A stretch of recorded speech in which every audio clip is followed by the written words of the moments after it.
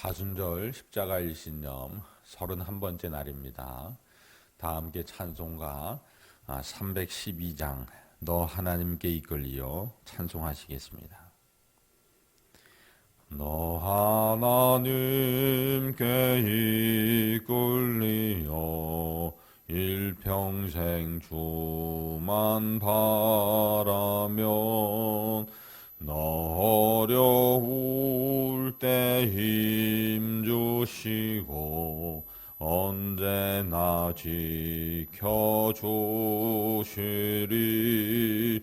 주 크신 사랑 믿는 자 그 반석 위에 서리라. 너 설레는 맘 가다듬고 희망 중 기다리면서 그 은혜로신 주의 뜻과 사랑에 만족하여라. 우리를 불러주신 주 마음에 소원하신다. 주 찬양하고 기도하며 내 본분 힘써 다하라.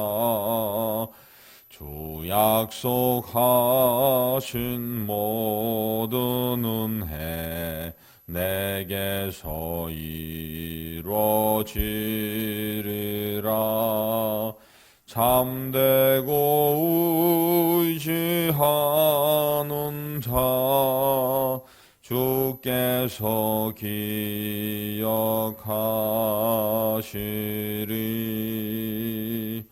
아멘. 사도신경으로 우리의 신앙을 함께 고백합니다. 전능하사 천지를 만드신 하나님 아버지를 내가 믿사오며 그 외아들 우리 주 예수 그리스도를 믿사오니 이는 성령으로 잉태하사 동정녀 마리아에게 나시고 본디오 빌라도에게 고난을 받으사 십자가에 못 박혀 죽으시고 장사한 지 사흘 만에 죽은 자 가운데서 다시 살아나시며 하늘에 오르사 전능하신 하나님 우편에 앉아 계시다가 저리로서 산 자와 죽은 자를 심판하러 오시리라. 성령을 믿사오며 거룩한 공회와 성도가 서로 교통하는 것과 죄를 사하여 주시는 것과 몸이 다시 사는 것과 영원히 사는 것을 믿사옵나이다. 아멘. 하나님 말씀은 마태복음 22장 23절에서 33절까지 말씀입니다. 신약성경 38면에 있습니다. 마태복음 22장 23절에서 33절까지 말씀입니다. 함께 봉독합니다. 부활이 없다 하는 사두개인들이 그날 예수께로 와서 물어 이르되 선생님이여 모세가 일렀으되 사람이 만일 자식이 없이 죽으면 그 동생이 그 아내에게 장가들어 형을 위하여 상속자를 세울지니라 하였나이다. 우리 중에 7형제가 있었는데 마지가 장가들었다가 죽어 상속자가 없으므로 그 아내를 그 동생에게 물려주고 그 둘째와 셋째로 7째까지 그렇게 하다가 최후에 그 여자도 죽었나이다. 그런즉 그들이 다 그를 취하였으니 부활 때에 7 중에 누구의 아내가 되리이까? 예수께서 대답하여 이르시되 너희가 성경도 하나님의 능력도 알지 못하는 고로 오해하였도다. 부활 때에는 장가도 아니가고 시집도 아니가고 하늘에 있는 천사들과 같으니라. 죽은 자의 부활을 논할진대 하나님이 너희에게 말씀하신 바 나는 아브라함의 하나님이요 이삭의 하나님이요 야곱의 하나님이로라 하신 것을 읽어보지 못하였느냐? 하나님은 죽은 자의 하나님이 아니요 살아있는 자의 하나님이시니라 하시니 무리가 듣고 그의 가르침에 놀라더라. 아멘. 할렐루야. 오늘 말씀은 예수님께서 유대 종교 지도자들과 벌인 그런 각종 논쟁들 중에서 납세 논쟁에 이어서 나오는 부활 논쟁입니다. 이 부활 논쟁은 사두개인들의 문제 제기에 의해서 시작됩니다. 즉, 당시 납세 논쟁으로 바리새인과 헤롯 당원들이 예수님을 곤경에 빠뜨리려고 했어요. 그러나 그 계획이 실패합니다. 그러자 이번에는 사두개인들이 나서서 문제를 제기함으로써 예수님을 올무에 빠뜨리려고 한 것입니다. 여기서 사두개인들이 제기한 문제는 모세오경에 언급된 계대 결혼 제도와 관련해서 문제를 제기한 것입니다. 즉 그들은 계대 결혼 제도에 의해서 후사 없이 아들 없이 죽은 남편의 아내가 남편의 여러 동생들과 결혼을 했을 경우에 그때 부활 때에는 누구의 아내가 되겠느냐라는 것이었습니다. 이에 대해서 예수님께서 말씀하십니다. 29절입니다. 예수께서 대답하여 이르시되 너희가 성경도 하나님의 능력도 알지 못하는 고로 오해하였도다 라고 말씀하십니다. 여기서 예수님은 사두개인들의 두 가지 알지 못함을 말씀하고 계십니다. 하나는 부활 때 시집 장가 가는 것에 대해서 사두개인들이 알지 못한다는 것입니다. 부활 후에는 결혼하는 일이 없고 계대 결혼 제도는 어려운 사람, 즉 가부장제적 사회 속에서 아들이 없는 홀로 된 여인이 힘든 세상을 살아갈 수 있도록 한 그러한 제도임을 가르치시고 계시는 것입니다. 그리하여 사두개인들의 무지를 폭로하고 그들의 관계를 깨뜨리시고 계십니다. 또한 두 번째는 사두개인들의 알지 못함 두 번째는 하나님은 살아있는 자의 하나님이시다라는 것입니다. 나는 아브라함의 하나님이요 이삭의 하나님이요 야곱의 하나님이시라는 이 구절은 사두개인들이 너무나도 잘 알고 있는 그러한 내용입니다. 모세의 가시떨기나무 사건 이외에도 모세오경의 이와 유사한 내용의 표현이 자주 사용되고 있기 때문입니다.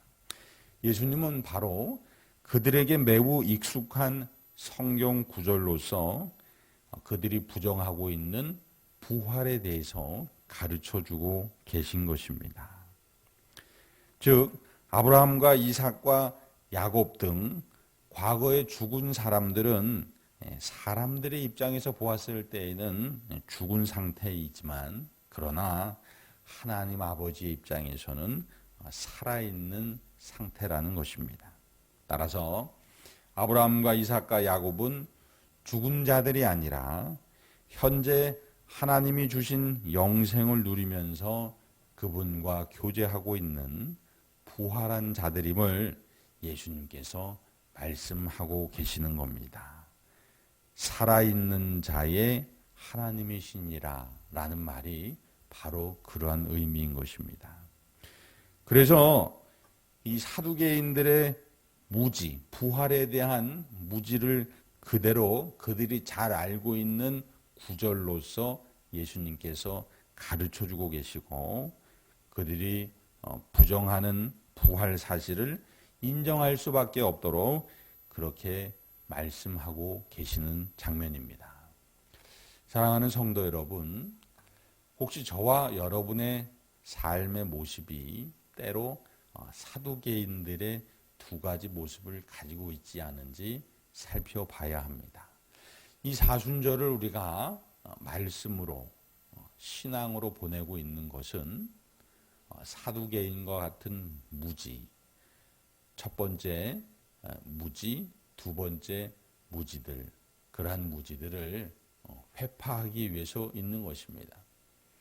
하나님의 뜻이 무엇인지, 사람의 말이 아니라 하나님의 뜻이 무엇인지를 우리가 깨닫기 위해서 예수님을 바라보고 있는 것입니다. 또한 우리는 우리의 생각과 우리의 간음으로 헤아릴 수 있는 것이 아니라 하나님께서 예수님을 통해서 약속하셨던 부활에 대한 갈망 그리고 소망을 가지고 예수님을 바라보고 있는 것입니다. 저와 여러분, 사두개인들의 무지로 살아가는 오늘 하루의 삶이 아니라 하나님께서 허락하신 예수님의 하늘 지혜로 살아갈 수 있는 오늘 하루가 되시기를 주님의 이름으로 축복합니다. 오늘 하루 이렇게 기도했으면 좋겠습니다. 하나님께서 주신 생명으로 오늘도 풍성한 은혜를 누리며 살게 하옵소서.